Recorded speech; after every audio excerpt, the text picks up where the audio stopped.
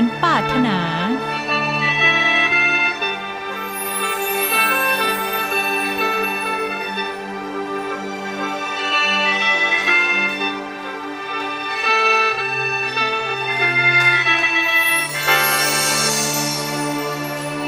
จากภูมิปัญญาของเราเป็นเครื่องเป่าที่มีเสียงอ่อนสอนดังเสียงแม่กล่อมลูกนอนยินสะอ่อนแค่เดเสียงแคนได้ยินแล้วแสนสุขใจเหมือนมีสายใยผูกใจไว้แน่นเป็นเสียงดนตรีจากเมืองแมนสุขใจแส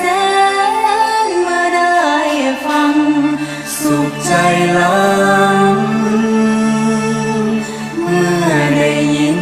เสียงแล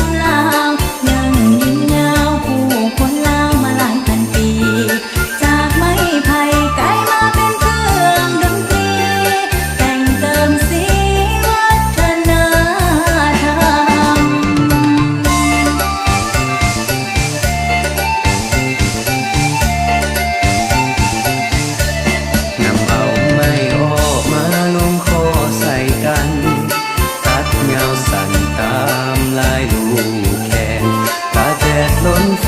มัดรวมกันให้แน่นนำลงในเต้าแคนติดตึงแน่นด้วยขีดสูตรให้ดี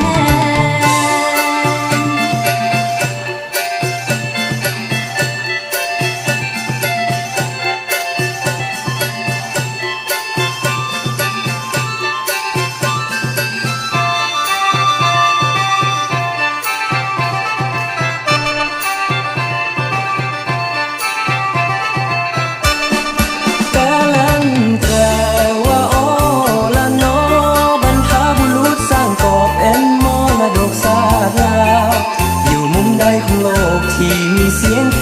นเงาย่อมมีคนลาวที่